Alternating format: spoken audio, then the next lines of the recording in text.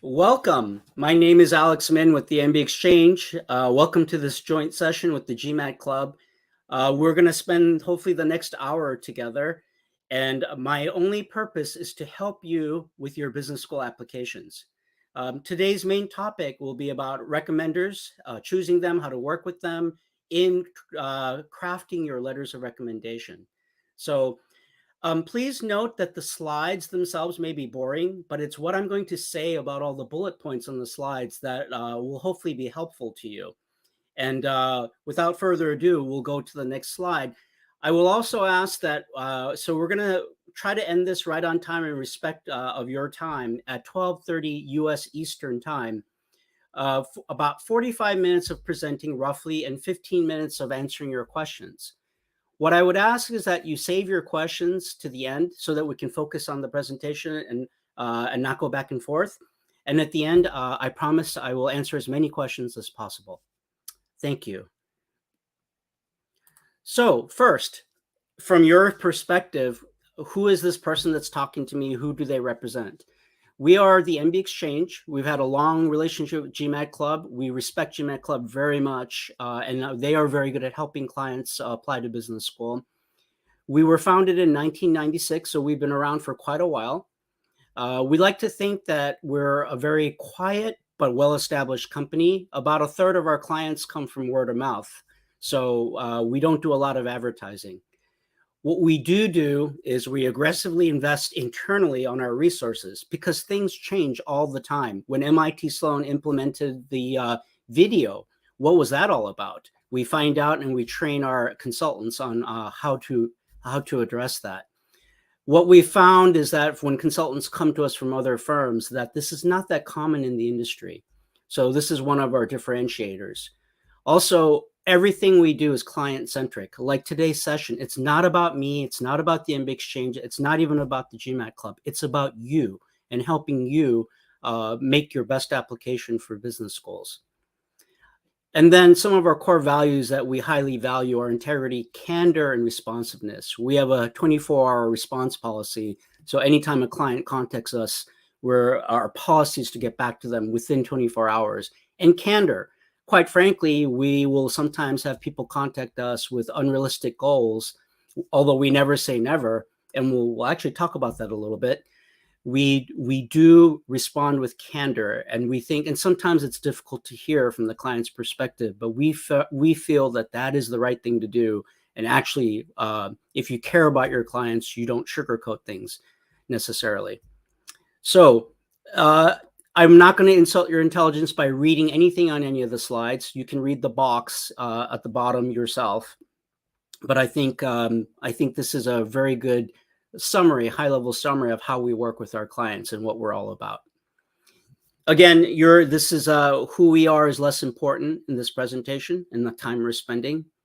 So I will move on to the next slide. So again, this is not about me, but if I were you, I would be thinking, who is this person that's talking to me and why do they have any credibility in what they're going to talk about? So quick, I don't want to dwell too much on this, but there are some relevant things. I was an undergrad at MIT. The Marine Corps, United States Marine Corps paid for my college. So after I graduated, I served as a military pilot. I had no intention of going to business school. I was a military pilot for almost 10 years. But something happened. I got married, basically, and decided to leave the Marine Corps and thought business school would be a great way to transition to a civilian career. In 1999, I applied, and I applied by myself, and I failed. I had no idea why. I had a 3.5 GPA from MIT, which isn't the highest, but within range of top-tier schools. I had a 750 GMAT and a 99 percentile quant. And this was back in 1999, before all the grade inflation with the test scores. And I had a 3-star general who had 50,000 people reporting to him. I reported to him directly. He was my main recommender. I really thought it was my arrogance. I thought I would get into anywhere I applied to. I applied to 5 schools, didn't get in anywhere. I did get waitlisted at Stanford, but that was the best I did and didn't get off the waitlist. And again, I didn't know why. But I still left the Marine Corps. I resigned my commission and I entered the semiconductor industry. And 5 years later, something happened at work. They made me revisit going to business school.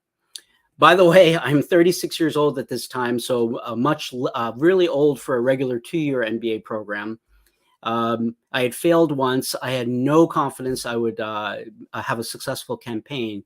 So this time I worked with an admissions consulting firm, the MBA Exchange. So full disclosure, I'm actually a former client of this firm. The relevant part is that when I worked with the admissions consultant that I worked with, I was very successful. I applied to 10 schools. That was way too many, and my consultant even tried to talk me out of it. But I had to do this for myself. Again, I had no confidence. I had to retake the GMAT. I worked with him directly on 5 schools and leveraged the work we did together to apply to an additional 5 schools. And I let him know what I was doing the entire time. He was very supportive, even though he tried to talk me out of applying to 10 schools. I received interviews at 8 of the 10 schools I applied to, got into 6 outright, waitlisted at 1. And of the schools I got into, some of my top choices were IMD, INSEAD, Wharton, and MIT Sloan. And it's already spoken too much about myself, but I really wanted to go to Wharton because I already had the MIT network. But between my wife and I, we jointly decided MIT Sloan was a better fit. And that's why I ended up at MIT Sloan. In 2007, that's when I graduated with my MBA. This firm actually approached me about being a consultant because they knew, again, the relevant question from your perspective is, well, Alex, what was the difference when you applied in 1999 and 2004, and why were the results so starkly different? Well, we're going to get into that for the rest of the presentation. So everything I learned from the MBA Exchange, excuse me, I apologize, slides are jumping around, is what made the difference. I've been a consultant with the firm since 2007, and I really enjoy this work. I was even the CEO for the company for about half a decade. And then I had several miracle clients that I want you to know about because it'll drive home why what I'm about to say for the rest of the presentation. So I had one client that she could not score, she could barely score above 600 on her GMAT. Long story short, she eventually got into Stanford GSB and HBS. I had a client who was in his late 40s, very, very unheard of, and he got into HBS. He happened to be a military veteran, but that's another story. I also had a client that had no college degree. I actually had 2. And one ended up at Wharton, and one ended up at MIT Sloan. He also got into Booth and Columbia as well. No college degree. These are very different cases, but what was common and what made the difference in my admissions career or campaign is this next slide. So when you look at your application, what a lot of people make the mistake of is they get fixated on any one single component, or they look at the components separately. That's not how the admissions office views things. And a third of our staff, especially when I was CEO, are former admissions officers, so I know this to be true. And we all share best practices with each other at our firm. So these are their major components. As an admissions officer, you look at all of these together to figure out what the applicant's story is. And that is what's key, your story. What story are you telling? Even if you have a low GMAT score, can the rest of your story compensate for that? It is, I'm not going to make any excuses. That's very, very challenging in her case. But we had a reason she couldn't score above 600. We told that story, and the rest of her story was fantastic. For someone without the college degrees, those 2 people, their story had some equivalency of a college education. They just didn't have the degree. So we explained all that. Plus, they had, of course, stellar careers and a stellar, very interesting story to tell. So today's focus is on letters of recommendation, recommenders and letters of recommendation, but please know that it's this combination of things that together tell your story. And this is very important when you pick your recommenders and what the letters of recommendation say, because let's take the example now. I'm going to bring everything together. In the miracle case of the woman client that I worked with that could barely score above 600 on her GMAT, as I got to know her and through our engagement, it became very clear that she has severe test anxiety. But she had never officially had that diagnosed. So we found a doctor that was willing to write her a letter saying that she has severe test anxiety, diagnosable. So we submitted that as an extra item to the admissions offices. Plus, but that wasn't all. We went back to one of her professors that she had a very good relationship, and he wasn't a recommender, but he wrote a letter on our behalf saying, I'll call her Susie. That's not her real name, but Susie is actually really, really smart. She's always had severe test anxiety, so we would have to test her mastery of the material through alternate means, but she's actually really intelligent and would always have a very good understanding of the material and be able to apply it. So that was, she was already in a disadvantaged position, but now from the admissions office's standpoint, things are being explained. But that still wasn't enough from my perspective. We had her do one other thing. And we had one of her recommenders not both, but one of her recommenders mention that, among other things, how smart she was, how quickly she's able to grasp concepts and then apply them in her work. And then on top of all that, of course, she had an incredible story. She had only been out of college for 3 years, and she had done more in her career, industry, and function than many people 10, 15 years ahead of her have not done. So the trick was getting the admissions office to see her entire story through all the components of the application, but we leveraged the letters of recommendation in context of her entire story. And that is what's key here that I want to drive home, that we're going to dive more into the specific topic of recommenders and letters of recommendation. But really, you have to start with what is the overall story I'm trying to tell? How do I use each of the components to tell the story together? And I cannot emphasize that enough, that you need to keep a holistic view. If you have a low GPA, you need to explain it. And this session, that could be another 2-3 hour separate session all by itself. Test scores. One of the questions I hate the most is that, hey, Alex, my GMAT or GRE score is X. Is that good enough for school Y? That's not how the admissions offices look at it. Well, what is your major? What was your GPA? What is the breakout between quant and verbal of your score? What is your current job? If you're an engineer from Stanford and had a high GPA and you're in a quantitative job and your GMAT score is 730, which is not great, but not bad, but your quant is 70 percentile, something's not quite right. If you're a English major from Colby College in a marketing job that's non-quantitative and you have the same 730, but your quant score is 90 percentile, that's really good. So again, everything has to be in context and looked at holistically. And please keep that in mind as we go to the next slide. So I've been talking a lot and talking a little fast. I'm going to slow down a little bit now that we're in the main topic of discussion for today. Selecting recommenders, it's a soft algorithm. These are some of the factors to consider, the most important ones. There can be others, but and we're going to spend quite a bit of time on this slide. One of the worst things that an applicant do is pick a recommender just because they have a great title or senior or maybe well-known. An example might be having Warren Buffett or Bill Gates be your recommender. If they don't actually know you, then that recommendation is worth nothing. Yes, it's impressive that Bill Gates wrote something on your behalf, but from the admissions office's perspective, the number one criteria they look for from a recommender is how well do they know the applicant? If the recommender knows the applicant very well, ideally professionally and personally, that's more important to them than how senior the recommender is or how well known they are. That is the number one, by far, important criteria.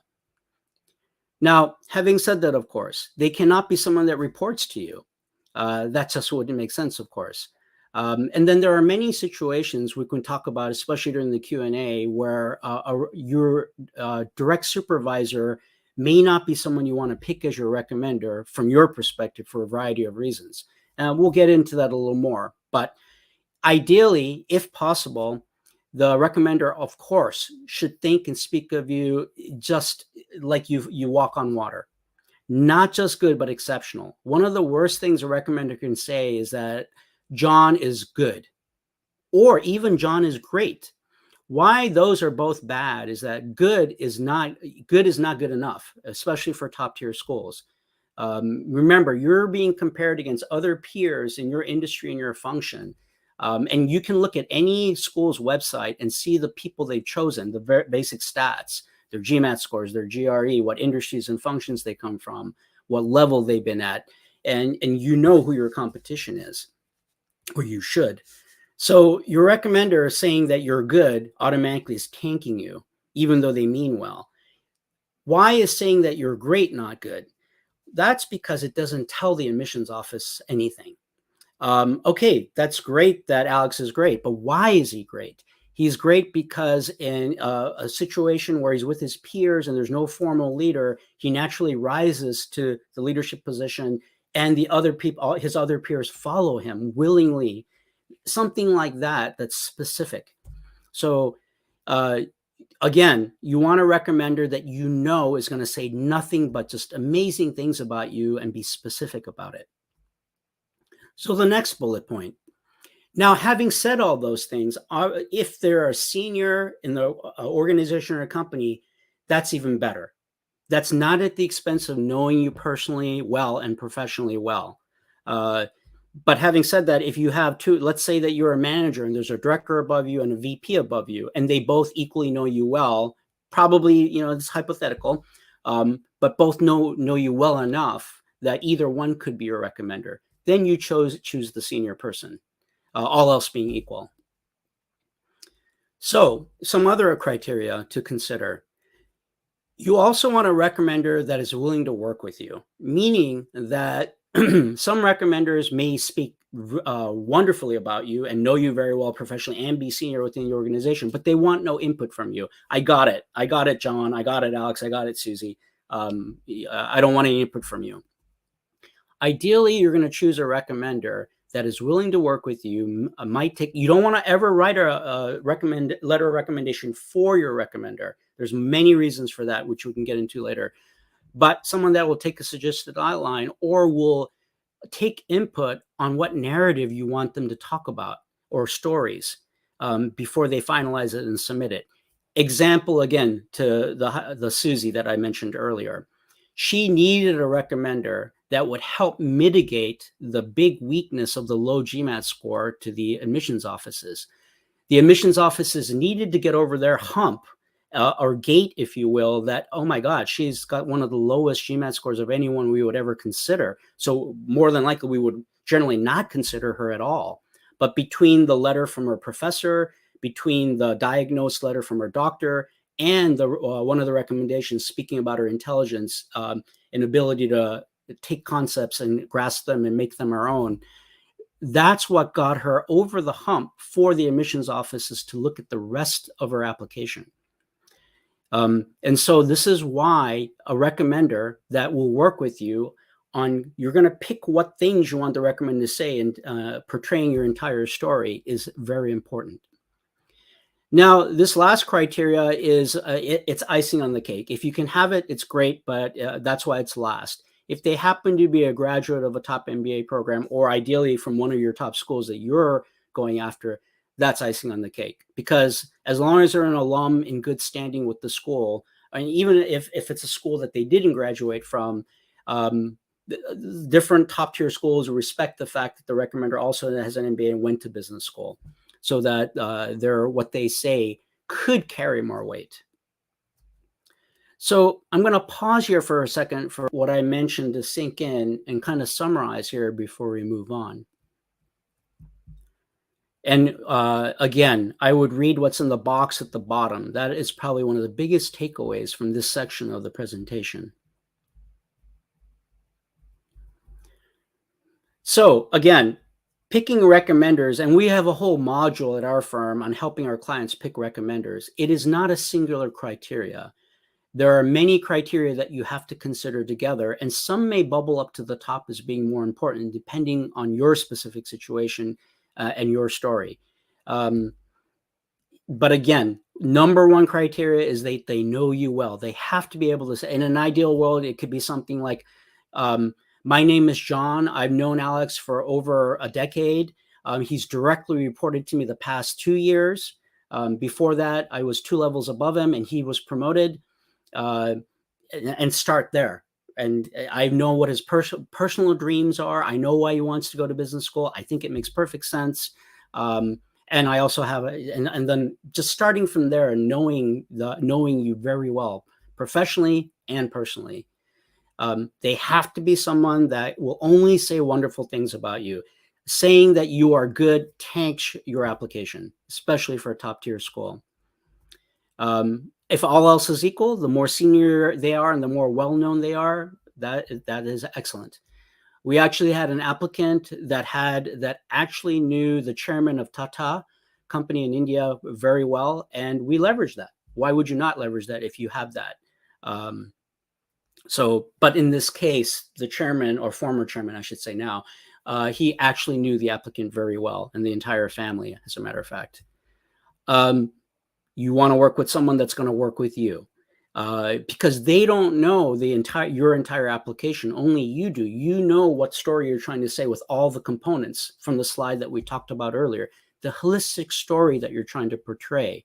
So you want to ensure that there is someone that will be willing to at least consider, hey, could you please, the rest of my application doesn't have a lot about teamwork, because I've been a single individual contributor thus far in my career, because I'm still early in my career. But could you please talk about how well I work in teams and what a team player that I am? And then you don't have to talk about it, or maybe it's not that clear in your resume or other parts of your application that you're a good that teamwork is very important to you and that you're a good team player. So if you've been paying attention to this presentation thus far, your light bulb should be going on in your head that, so I first formulate my entire story. I figure out what areas that I'm less strong in, what areas I'm strong in, and I leverage all that.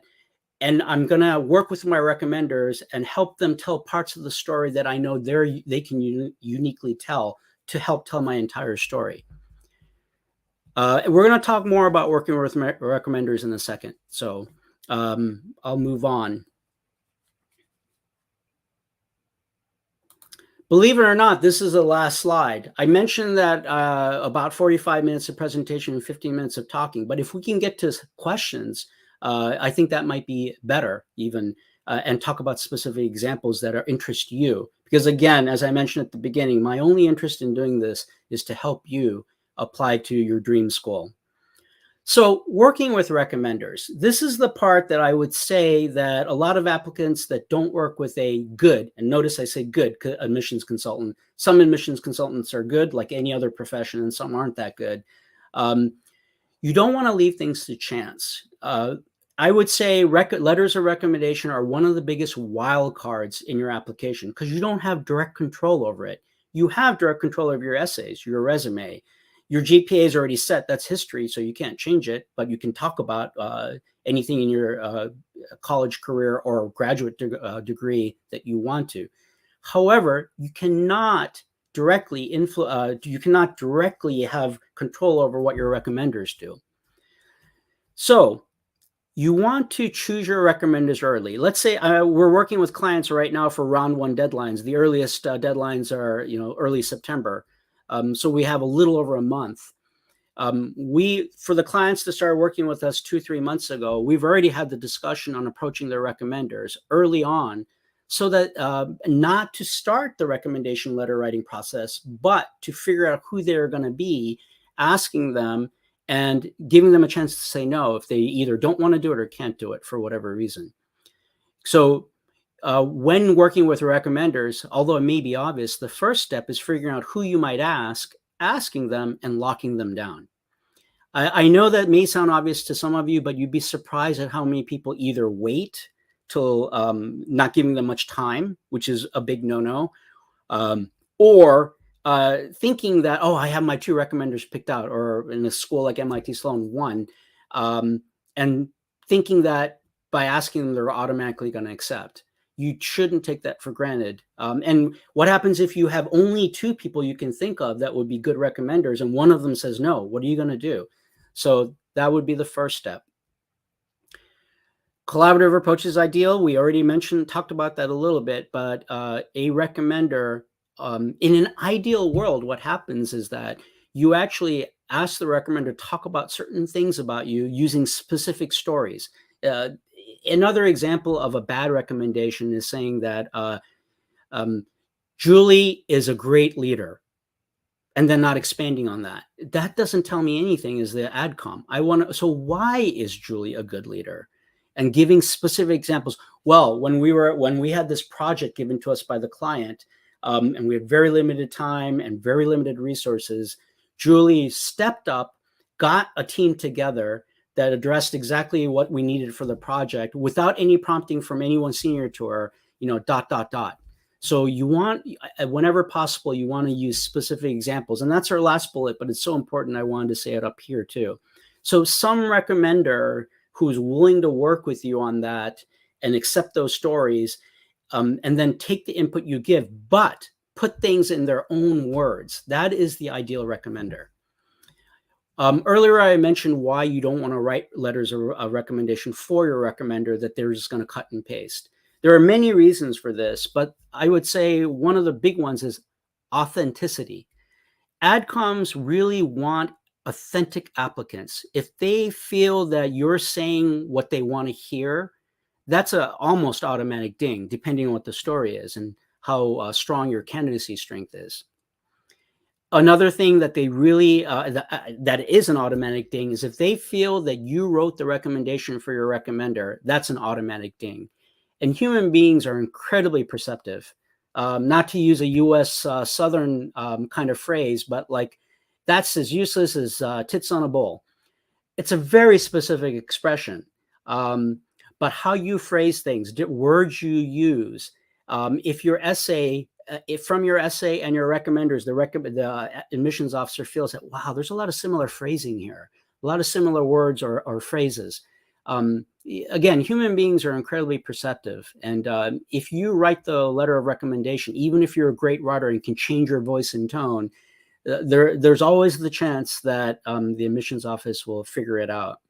So believe it or not, in your essay, you don't want any typos or grammatical errors, but for a letter of recommendation, it's actually okay to have a few typos or a few grammatical mistakes. I mean, if it's grossly not proper English, then that's not good. But if it's just, especially if you have an international applicant applying from a country where English isn't the main language, actually having those few mistakes in there actually is more authentic and would be expected depending on who the recommender is. So again, this collaborative approach is what you want from a recommender, someone who's going to do that with you. Then someone who's going to ensure that the letter of recommendation is part of the holistic story. That's something you can control, assuming you pick the right recommenders. Again, by picking the right recommender and assuming you know what story you need to tell and where you're weak and where you're strong and where a recommender can do the most for you. An example is talking about how great you are personally in your essays is always an iffy proposition, right? You want to show humility, and saying how great you are with humility is challenging. But for a recommender to say how great you are, that's what they should be doing. And that's what the admissions office wants. So saying how honest you are, how hard worker you are, how diligent you are, how intelligent you are, all those things that are hard to say about yourself to someone else, if your recommender says it for you, that's great. And that's what you want. Hopefully that makes sense. Now, providing strategic guidance on top exams. What I mean by that is that you want to work with a recommender that, as the collaborative approach, it builds on this. As you give ideas on what you'd like the recommender to say about you and its stories, if they're really working with you, they'll think about, I'll just use me as an example, Alex and the general that was my recommender. So, hey, General, could you talk about this, me, and how I was a great leader with my Marines? And he said, that's a great example, Alex, but didn't you do X, Y, and Z? That would be even better. And I didn't even think of that. And so some recommender that's going to work with you on this, because they have more work experience than you do, erstwhile, probably, presumably, and also they have a better, higher level view of the work you've been doing. Okay, so second to last bullet. Specifics and details over general and vague. This is so important. Again, the earlier example I gave you, Julie is a great leader. That's general and vague. Doesn't tell me anything. Why? Give me specifics. Give me details. Tell me what she did. Little thing, but morale was low and she wasn't brown nosing. It was her peers. There's actually people junior to her. She would bring in coffee in the morning for the people that reported to her. That alone isn't going to get you into business school, but it shows that you care about your people and you know how to motivate and lead your team. So again, specifics and details, the more specific, it's much better to have one story from a recommender that showcases all the things that you want to showcase to the AdCom through one example than having 3 or 4 surface level examples. Going deep and going into detail. And depending on the school and depending on what they're writing, maybe 2 or 3 stories. And this is where the collaborative approach and working with your recommenders is going to be key. And then, although we've talked about this ad nauseum, painting pictures through actual examples, you're telling a story. Your entire application, your resume, your GPA, what classes you took in college, what you did for work afterwards, all of those things, your essays, what you say about yourself in your essays, what's most important to you and why, the infamous or notorious Stanford first question, what you choose to say about that, all of these things, what your recommenders say about you, together are telling the story of you. And the more specific and detailed it is, generally, the more unique it's going to be and more authentic. So I actually finished what I wanted to present earlier than I thought. So we have lots of time for questions and answers. So I understand I'm supposed to the comment section. I'll try to scroll down and not miss any questions. So please give me a second to read this.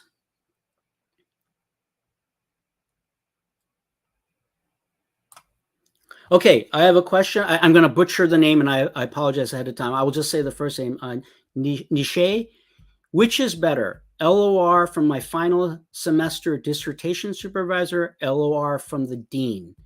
Okay, very good question. So we're going to go back to the slide about picking your recommenders. I cannot answer your question definitively without having a conversation with you. And by the way, that's a general statement for any of these questions, because there's always specifics that we may not have discussed, like the question about my GMAT score is X, is that good enough for school Y? What we didn't talk about for that, because this presentation is about recommenders, is that what about your background? I hate to use this example, but we all know it's true. If you're an Indian male engineer from IIT, your quant score threshold for a top tier school is going to be higher on average because your other applicants that look similar to you are going to be higher. So everything has to be looked in context. When you say dissertation supervisor LOR from the dean is more senior, so there's a point in the dean's favor, but your dissertation supervisor, I'm going out on a limb here, probably knows you better and can talk more personally about you. If you're applying as a PhD student or graduate student, that's why I presume you're asking this question about a dissertation advisor or dean. Maybe they're, because you don't have anyone else that professionally, quote unquote, work related, maybe those two are your 2 recommenders. Assuming, again, that they're going to work well with you and say nothing but great things about you and all the other criteria we talked about. So unfortunately, this isn't a live chat, so I can't, there's probably follow-on questions, and I can't, we can't have a dialogue. I'm just reading the questions and answering them. But if you have follow-on questions, please, if we have time, we'll try to get to them. I'm going to move on to the next question. Zane, I want to apply for Yale University for PhD. Do you have recommendation for me? So I apologize. I'm not sure if I understand the question. I will say, so even though we primarily do business school admissions consulting, our firm also does other, we do law schools, we do policy programs like MPP, MPA programs, like Harvard Kennedy School of Government. And we also do PhD programs and other master programs, especially business school related like finance. In general, I will say this. I'm not sure if you're asking about recommenders or just a recommendation on how to apply for a PhD program for Yale in general.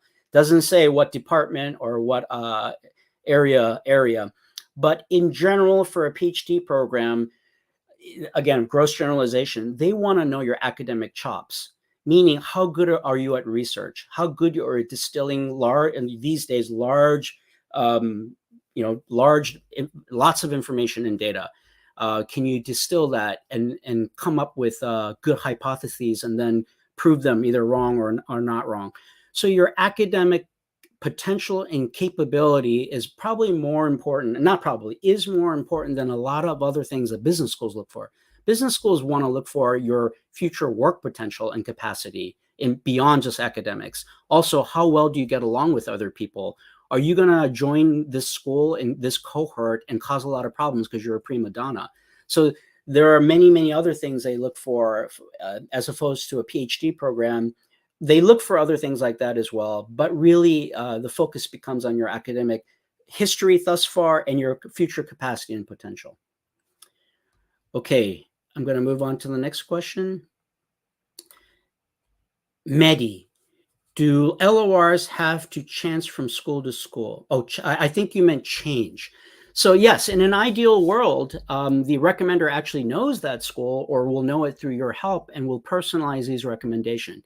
In reality, that happens very rarely from our experience because recommenders, if you choose them correctly, are very busy people. If you're busy and your recommender is a supervisor or someone senior to you, more than likely they're even more busy. So, and hence the temptation to write the recommendation for them. Some recommenders will even ask, oh, just write it for me and I'll sign off on it. I'll copy and paste it. So in an ideal world, yes, the recommendations will talk something specific about that school that you're applying to and change it for each of the schools. But in reality, that happens very rarely. So that's the first part of the answering your question. The second part, which we probably don't have time to today, would be how do you actually do that?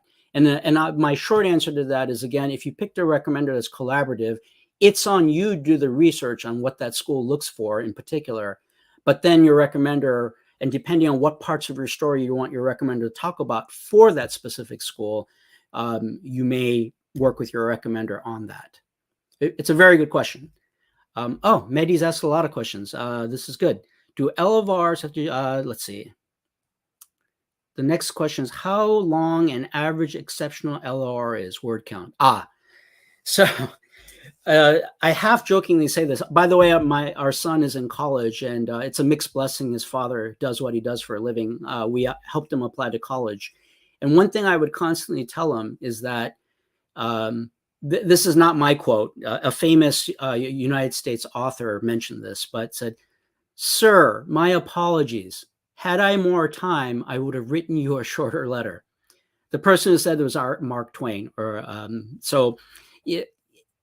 I say that half tongue in cheek, but actually I really mean it. Admissions officers are incredibly busy. They have to read lots and lots of application. It's easier for them to discard an application and put it in the rejected pile than accept it or give an interview. So having said that, if you or the recommender can say the same thing you want to say in 500 words instead of 1,000 words, who do you think the admissions office is going to appreciate? So there is no magical word count, and many schools have multiple questions, so you have to fill in those questions, and it depends. Some schools will actually give you word counts, which is kind of a blessing in my opinion. Having said that, this isn't the direct question, but let's take the HBS essay, one main essay. We always tell clients that, of course, quality and capturing the attention of the AdCom trumps everything. So if you wrote 2,000 words and they can't put down the essay because they're so enraptured by it, that's okay and that's good. But all else being equal, we normally say 1,000 words for that essay, no more than 1,000 words. And most of the people that get into HBS, if you look at their essays, they are 1,000 words or less, give or take 10%. And we had several HBS former admissions officers on our staff, and they all said the same thing as well. So we know that to be true. So to answer your question, for an overall letter of recommendation for the entire thing, if we take no questions and just the space on what the recommender wrote, 500 words per page-ish, I would say 2 pages, 3 pages at the most, but around 1.5 to 2.5 is probably a good range. So hopefully that gives you some idea. But again, answering the specific questions and any word count limits they give you and staying within those is what's important. Having said that, admissions officers really don't like it when applicants don't abide by the word counts for the essays. Recommenders, they give a little leeway because, again, they know recommenders, the applicant has no direct control, and recommenders will do whatever they're going to do anyway. So recommenders get a little more leeway from the adcoms, but again, it's not about the leeway. It's about maximizing your chance of success, and you want to succinctly but tell your story well, and the recommendation is all part of that. Okay, I'll move on to the next question. Apologize, I need to scroll down. KP, does age 36 years? Oh my gosh, that was how old I was when I applied the second time. And significantly higher work experience, 14 years. That's exactly how much I had. Act as a deterrent during MBA application review process with M7 business schools and beyond. If you ask almost any admissions officer or dean, they will say, no, we accept all applications and we look at all applications. That's not necessarily untrue. But the fact is, if you look at the average or the age curve of people admitted to M7 schools, it's a bell curve, as you might expect. Very few people getting in right out of college and fewer people in their late 30s getting in. The median age is usually somewhere around 27-ish. So you're disadvantaged. I was disadvantaged. So certainly that's the honest answer. However, it again is about telling your story. I was in my early 30s the first time I applied, and that wasn't that far off the bell curve, but it was still past the hump of the meaty part of the bell curve. What I didn't do that time was, in my story, give a compelling reason why the business school should accept me and why this was the right time in my life to do it. When I worked with the MBA Exchange and my admissions consultant, and he looked at my old essays from 5 years ago, he laughed and said, no wonder you didn't get in. And he said, one of the things you need to do, especially as a 36-year-old with 14 years of experience, is that they're going to wonder why you're not applying to a mid-career program, like a 1-year MIT Sloan Fellows or even an executive MBA program. He and I worked on my answer to that and prepared me for it. And sure enough, I mentioned I received 8 interviews out of the 10, beyond my wildest dreams. At least half the interviews, they asked me why I wasn't applying to an EMBA program or some 1-year mid-career program. And luckily, I had a very good answer for that. So that's your challenge, KP, is that you want to formulate a story that addresses those questions that the AdCom has. Just like I'm trying to make this presentation, trying to answer what's important to you and what you may be thinking and what questions you have, you need to do the same thing from the AdCom's perspective. Because the AdCom's thinking, why should I let KP in? And you need to be able to talk to that. Hopefully that's helps get you started. Okay, next question. And I'm just doing a time check. It's 12:14 in the Boston area right now. We'll go for another 15 minutes. And as Abhijit mentioned, our partner, GMAT Club, you can always contact our firm if you have follow-on questions. And we generally, we won't start charging you until you become an actual client. But the beginning part, when we're answering some questions, we generally do that at no cost to you. So, and you can even, I'm not trying to plug our company, but there's a place where you can actually enter your basic information and you'll get a rough preliminary assessment of your candidacy from our team. Okay, next question from Raj. Does a period of working recommender matters? Yes. The reason it matters is in an ideal world, you want to have a longer period because when many schools ask the question, how long have you known the applicant and in what capacity? If I can say that I've known Raj for 3 years and the last 2 years he's worked directly for me, what I have to say about you has a lot more credibility. Now, having said that, I mentioned earlier that you may be in a situation where you don't want your direct supervisor to be your recommender, either because you don't want to let your company or organization know that you're planning on leaving, or your direct supervisor isn't someone you think is going to write a great recommendation for you. Whatever the reason is, if you cannot have a direct supervisor write for you, you need to find someone else. And we've helped clients do that through talking and getting to know the clients, what other people they have in their life that might work.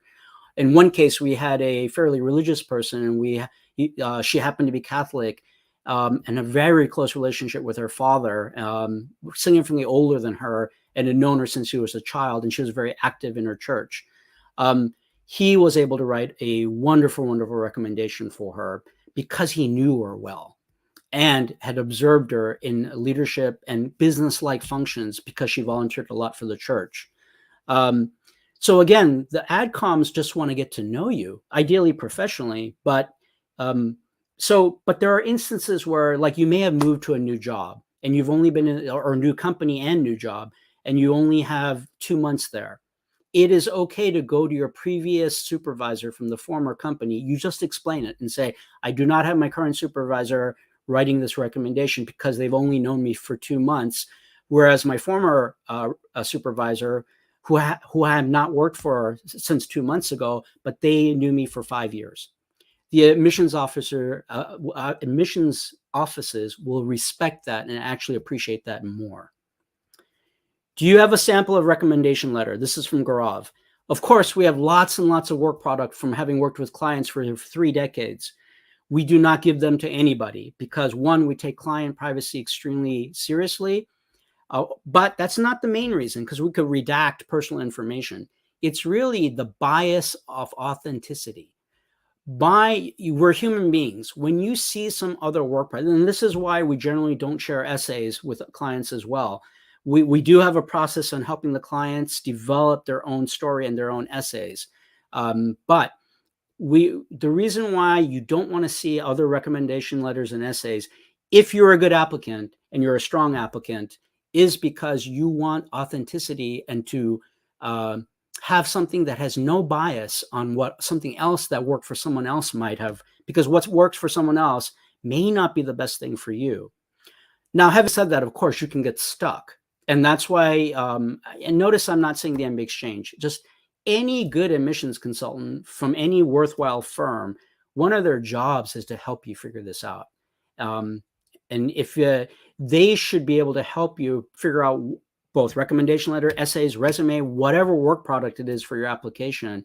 If you have no templates at all, still be able to come up with something amazing. That's their job. And at our firm, of course, we have processes and frameworks that we've used for decades that help clients do that. I am going to move on. Nicholas. I've moved to a bigger city to work. Therefore, my professional and personal lives are pretty separate. Should I choose one recommender who knows me professionally and another who knows me personally? Very good question. And I should have said this at the beginning of the presentation. Many things when it comes to applying to business school, almost 90%, 95% of the questions I get, I can almost, without even having heard the question, start answering with 2 words. And those 2 words are, it depends. Some of you are hopefully laughing, but it's true. There are certainly some things that are right or wrong. You don't wear shorts to a business school interview if you're lucky to get an interview. But there are certainly some things that are wrong, but most things, it's not about right or wrong. It depends. So hopefully I can flip the slides back to choosing recommenders. So in selecting recommenders, there is no right or wrong answer to Nicholas's question. It is everything else here that we would have to have a conversation. Who are all your potential recommenders? Oh, great. You have 5 potentially. How well do they know you? Would they all speak of you just in amazing terms? And then seniority. Would they work with you? Are they going to be collaborative? Do they happen to have an MBA from a top tier program? All those things figure into answering your question. I hate to do this because it's so wrong, but because you asked the question, I don't want to not answer it. At a very surface level, if one recommender says everything about you professionally in the recommendation that you want to say, in telling your entire story that we talked about, we mentioned that, looking at everything holistically through all components of the application here. If that's true, then having someone who knows you personally could be okay. But then you might want to focus on because they know you so well personally, what you've done in your life thus far, what you want to do professionally after getting your MBA, and why getting an MBA makes sense. From a personal standpoint, that might be strong. Because again, I joke about this, but if you're an Olympic swimmer or you're a nationally tiddlywinks champion, that alone, or you speak 8 languages, that alone won't get you into business school. But if all else is equal between 2 applicants, which is hypothetical from the AdCom's point of view, they also want a cohort of very interesting people. There's nothing that makes a dean of admissions more excited, or dean of students, on the first day of class saying that, look to your left, look to your right, as they're welcoming the incoming class. One of you is a former convicted felon, one of you is an Olympic swimmer, and one of you had 5 companies that all failed, and they're here to start their 6th company. It's this personal interest factor that can be the difference if all else is equal and you have a strong candidacy. So that the personal recommender could add to that and say, wow, Nicholas is he may have never mentioned this anywhere in his application, but not only is he a super great person, but he is also a world-class ballet dancer. And whereas nowhere else in the application could you really talk about that in depth. So I apologize. That's kind of a non-answer, but a true answer is that without knowing more, it's hard to say that, but you can do that. Moving on, we have 8 minutes, so I'm going to try to get to as many of these as I can. Fanindra, I apologize if I butchered that. How can my recommenders write different letters for different schools? What should differ from one letter to the other? Well, my first answer to your question is, what is your overall story you're trying to tell, and what is it that you want your recommenders to say of that holistic story that we keep talking about?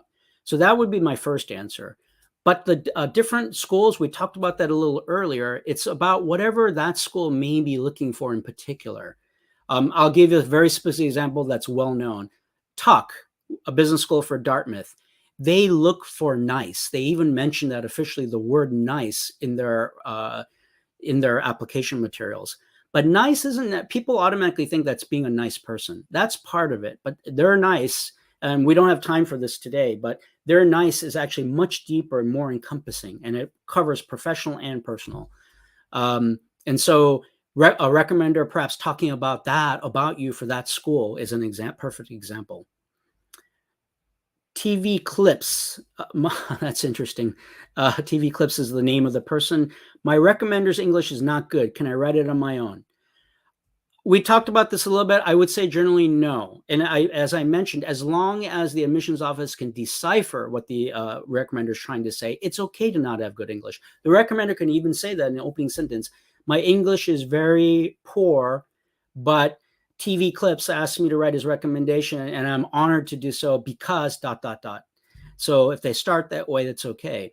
What you can do is help your recommender figure out what to talk about, but not necessarily write it for them. And we talked about all the reasons why you don't want to do that.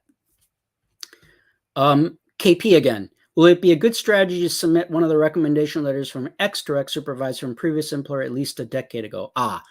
So we didn't talk about this specifically. It's kind of an unspoken rule of thumb. Generally, anything you submit for your application for business, this is general, should be if it's professional, it should have been within the last 3 years. The more dated it is, one, the admissions office has no idea what's happened since then, and it's dated, right? So, and they're more interested in what have you been doing lately? Maybe you were a great leader and great manager 10 years ago, but now you're not so a great leader and not a great manager because you've been promoted to a position that you weren't ready for. I'm just making an example. So a decade ago in general is way too long. But again, I said it depends. I don't know the rest of your situation. I don't know who else you have. Maybe that's all you have that fits some of the other criteria for a good recommender. So it's hard to answer this question without knowing more. But on the surface, having one of your recommenders that last was your supervisor a decade ago is probably not a good idea.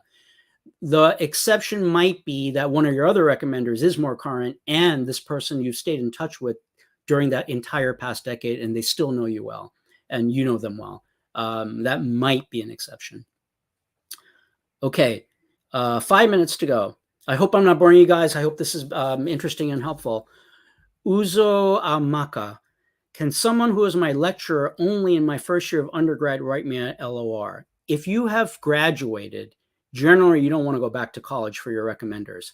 If you're still an undergrad or just graduated and have very little work experience, then it's possible. But again, this criteria, we have the right slide up.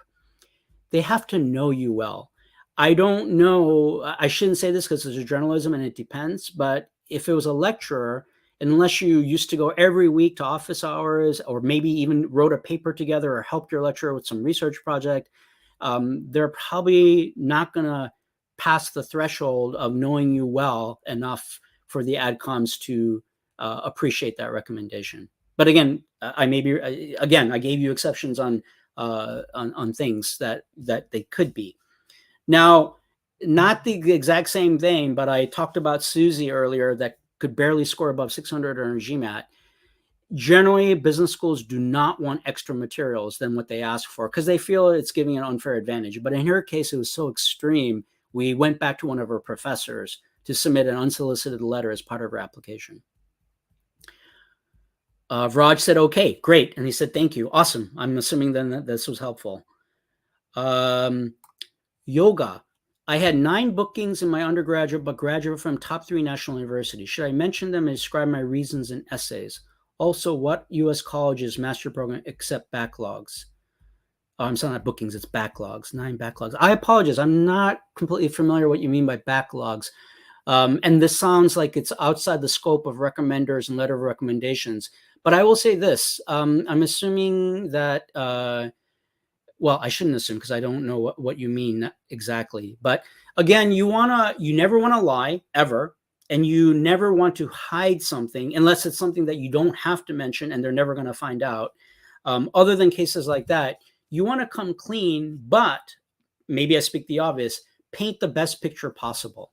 A good example is when I first left the Marine Corps and got into sales, of course, I was a junior salesperson. So my overall revenue I was bringing into the company was not high.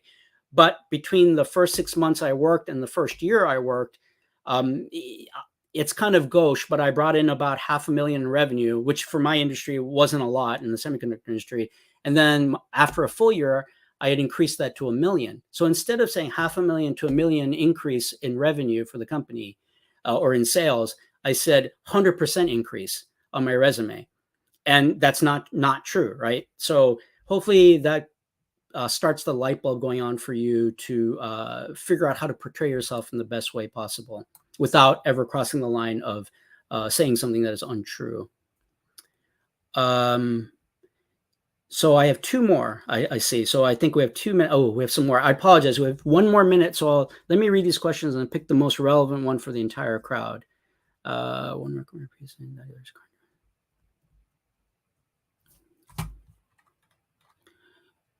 Okay, so actually Yoga updated his question about backlogs, failed course. All right, so we have 1 minute. Even though it's not about recommenders or recommendations, I think this is pertinent to everyone listening. So when you have something that is hurtful to your candidacy strength, and it's something you cannot hide, the best way to address it, and where you address it, is in the additional supplemental, different schools have different names for it, additional information section or supplemental information section. Most schools have that. It's a catch-all for mentioning something that doesn't fit anywhere else in the recommendation. And you can use this for recommenders as well. If something like, why you didn't choose a direct supervisor as any of your recommenders, you can mention that in that supplemental section. So that's where you would address it, and you want to address it. I had a 3.5 GPA. I thought it was high enough, but even my admissions consultant said you should address it because it's lower than average for the schools you're applying to. And the way you do address any weakness in your candidacy is, 1, just come out and admit it. It's a 3-step process. And adcoms will be impressed that you're not trying to glance over a low GPA or low GMAT score or whatever it may be, or that you failed 9 courses. The second thing is you have to give a reason why, and it has to be something that passes muster. I have a low GPA because I partied all the time, was drunk during my college career. That's not going to cut it. In my case, I said I was Navy ROTC. I did varsity crew. I was in a fraternity. I had leadership positions in 3 clubs. I unfortunately spread myself too thin, and I also had 3 jobs to help pay for MIT. But my GPA was still strong enough, but I focused on networking with people that to this day I still stay in touch with 14 years later. So I gave a plausible explanation on why my GPA was low. So in your case, you would have to explain why you have the failures, and it has to be something that's going to be something that's going to fly with the admissions office and shake their head up and down, going, okay, I understand why Yoga had these failures. And then step 3 is that you have to give evidence to the contrary, because their automatic thought is going to be, okay, if we admit Yoga, he's not going to be able to follow along with the academics. fail, and we don't want him to fail. That's bad for him. That's bad for us. So showing some evidence of your academic potential and capacity. The easiest thing is that your GMAT score is 790 and you have a 99 percentile quant. I mean, that blows it out of the water, and they know that you're smart and that your explanation for why you failed will work. At least you're going to still be disadvantaged to your other peers that have high GPAs and have high GMAT scores and everything else great about their career. But at least you've helped level the playing field a bit, that they're going to look at the rest of your application and your story. So we're 2 minutes past. I'm going to end now and tie everything together. Please keep in mind that you need to pick your recommenders very carefully, and not just because they're someone senior or have an impressive title. We talked about that, and the slide we have up right now is the kind of the soft algorithm and criteria you should consider. When you're working with your recommenders on your recommendation, which we talked about a lot on how to work with them, this slide, always keep in mind the very first content slide I provided, that the recommender is just providing one piece of your story. And how does that fit with the rest of your application and your story that you're trying to tell? And use your recommenders to, if you have any weaknesses, ideally you mitigate them, or in an ideal world, you actually turn them into strengths. Like we did in some sense with Susie, that, wow, the recommenders not only assuaged the concern that she couldn't score above a 600, explained at work how amazingly intelligent she is. And so it is, and this is the part you have the least control over. So it's really key that you pick your recommenders well and work with them on crafting the best letters of recommendation that help you tell your story and the parts of your story specifically that you want them to talk about. I hope you found this session helpful. It has been a pleasure. And if some of you are interested, please contact the MBA Exchange. And Abhijit put the website up earlier in the comment section. And I wish you the best of luck in your business school applications journey. Thank you.